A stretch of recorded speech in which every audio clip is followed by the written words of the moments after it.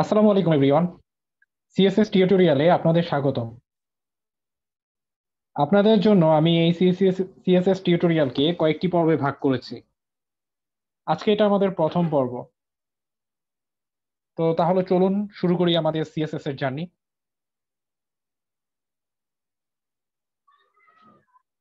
What is CSS? CSS এর পূর্ণরূপ হচ্ছে ক্যাসকেডিং স্টাইল শীট। এটা কিন্তু কোনো প্রোগ্রামিং ল্যাঙ্গুয়েজ না, এটা জাস্ট একটা স্টাইলিং ল্যাঙ্গুয়েজ যেটা দিয়ে ওয়েবসাইটের লেআউট তৈরি করা হয় এবং ডিজাইন করা হয়। আমরা এইচটিএমএল দিয়ে যে স্ট্রাকচার তৈরি করি সেই স্ট্রাকচারকে ডিজাইন করার জন্য সিএসএস ব্যবহার করে থাকি।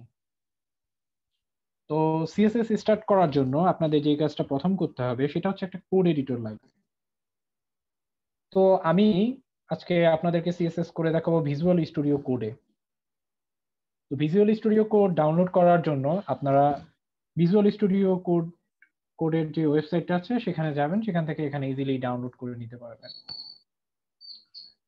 তো ভিজুয়াল স্টুডিও কোড ডাউনলোড হয়ে গেলে আপনারা এখানে দেখবেন এক্সটেনশনের কিছু অপশন আছে। একটা অপশন আছে এক্সটেনশনের, এখান থেকে আপনারা ইন্টেলিজেন্স ফর সিএসএস এই এক্সটেনশনটা এবং লাইভ সার্ভার এই এক্সটেনশন দুটো ইনস্টল করে নেবেন। দেন আপনারা সেটিংসে যাবেন। সেটিংস থেকে সেটিংস যে অপশন আছে এখানে যে আপনারা এটা আপনাদের যখন ডাউনলোড করবেন তখন এটা অফ লেখা থাকবে, তো আপনারা আফটার ডিলে অপশনটা সিলেক্ট করে দেবেন। তো এগুলো ছিল ছোট কাজ। তাছাড়া আপনাদের একটা ব্রাউজারও লাগবে। আমি ক্রোম ইউজ করে কাজ করব। চলুন আমরা আমাদের স্লাইডে ফেরত যাই।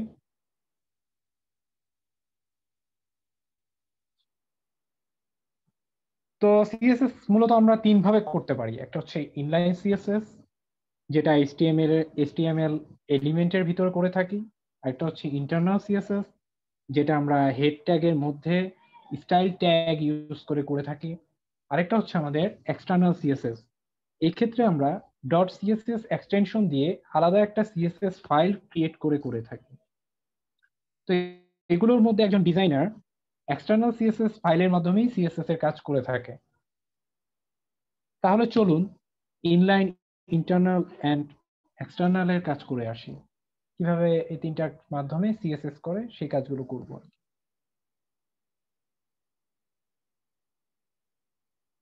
তো আমি আমার কোড এডিটরে যাই। এখানে আমি একটি সিএসএস ফোল্ডার ক্রিয়েট করে নিয়েছি। তো সিএসএসটা আমরা মূলত এইচটিএমএল এর উপরে করব, সেক্ষেত্রে আমরা এইচটিএমএল ফাইল ক্রিয়েট করব এবং এইচটিএমএল এর যে বেসিক স্ট্রাকচার সেটা তৈরি করব।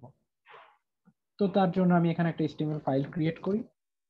তো আমি ফাইলের নাম দিচ্ছি ইন্ডেক্স ডট এইচটিএমএল।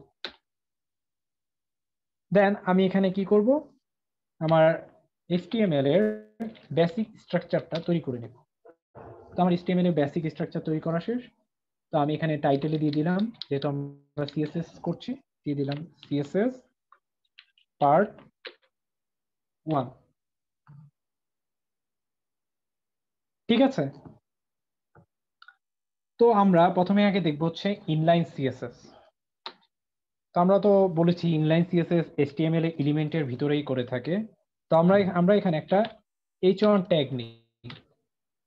তো h1 ট্যাগ নিলাম, এখানে লিখি দিস ইজ হেডিং। তো আমরা এখানে কমেন্ট করে নেই, লিখি এখানে ইনলাইন সিএসএস। তো ইনলাইন সিএসএস তো আমরা বলেছি যে এইচটিএমএল এলিমেন্টের ভিতরে করতে হবে। তো আমরা এখানে h1 এর ভিতরে এখানে আমাদেরকে ইনলাইন সিএসএস করতে হলে লিখতে হবে প্রথমে স্টাইল, দেন ডাবল কোটেশন। দেন আপনি এই হেডিংটাকে আপনি কি করতে চাচ্ছেন। তো আমি এখানে হেডিংটার কালার করতে চাচ্ছি, তো আমার এখানে ডিক্লেয়ার করতে হবে কালার। দেন কি কালার করতে চাই, ধরেন আমি এখানে চাচ্ছি যে রেড কালার করি, তো রেড কালার করলাম। তো চলুন আমরা একটু দেখে আসি যে আমাদের হেডিংটা কি রেড কালার হলো নাকি। দেখেন আমাদের হেডিংটা কিন্তু রেড কালার হয়ে গেছে।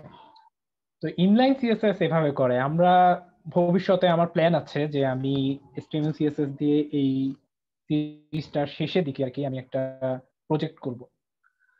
তো আমরা ইনলাইন সিএসএস করব না, আমি জাস্ট দেখাচ্ছি আর কি ইনলাইন সিএসএস কিভাবে করতে হয়। তারপরে হচ্ছে আমাদের ইন্টারনাল সিএসএস। ইন্টারনাল সিএসএস কিভাবে করে? ইন্টারনাল সিএসএস হচ্ছে আমরা হেড ট্যাগের মধ্যে স্টাইল ট্যাগ ইউজ করে থাকি। তো আমি এখানে আরেকটা ট্যাগ নেই, সেটা হচ্ছে h2 ট্যাগ। তো h2 ট্যাগের এখানে লিখি যে দিস ইজ হেডিং 2। তো আমি এখন হেড ট্যাগের মাঝেই করব। তো আমি এখানে লিখবো হচ্ছে স্টাইল ট্যাগ, শেষ। দেন আমি কোনটা কাকে করতে চাচ্ছি? হেডিং 2 কে। তো আমি এখানে লিখবো হেডিং 2 দেন সেকেন্ড ব্র্যাকেট, আমি এটাকে কালার করতে চাচ্ছি গ্রিন। আমি কালার করি গ্রিন। এখন একটু আমাদের দেখি যে আমাদের হেডিংটা কি গ্রিন কালার হলো নাকি।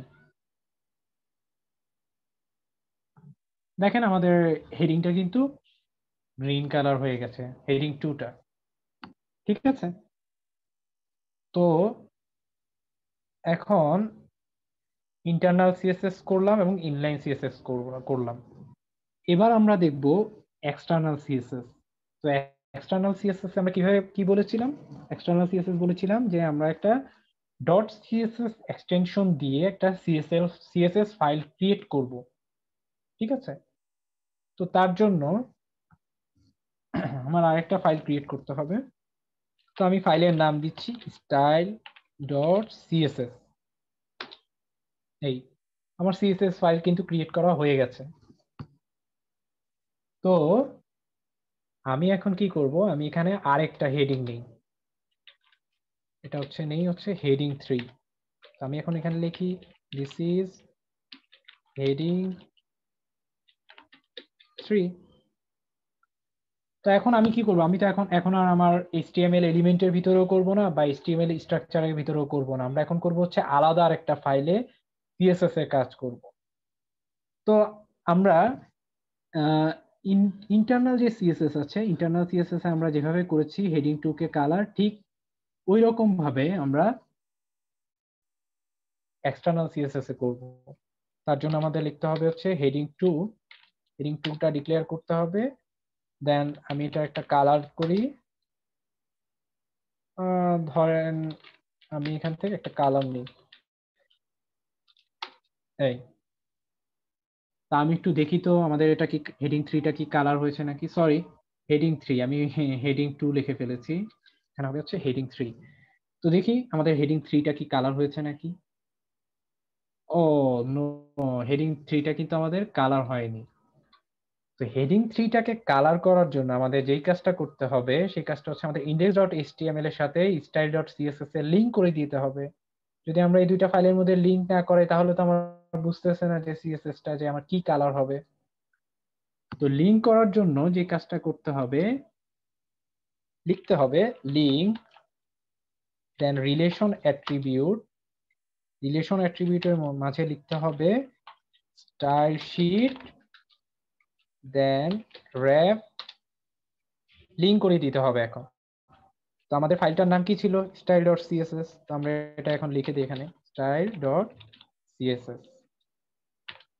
আমাদের লিংক হয়ে গেছে দুটো ফাইলের মধ্যে। এখন যদি আমরা যাই যে আমাদের হেডিং 3টা কি কালার হয়েছে নাকি, এই যে দেখেন আমাদের হেডিং 3টা কালার হয়ে গেছে। তো আশা করি আপনারা বুঝতে পেরেছেন ইন্টারনাল, ইনলাইন এবং এক্সটার্নাল সিএসএস কাজ কিভাবে করতে হয়। তো এখন আমরা যে জিনিসটা দেখবো, আমরা তো একটু আগে এই যে হেডিং 3 নিয়েছি, দেন কালার করেছি। এখন আমরা সিলেক্টর সম্পর্কে জানবো, সিএসএস সিলেক্টর সম্পর্কে। তো চলুন আমরা আমাদের স্লাইডে ফিরে যাই।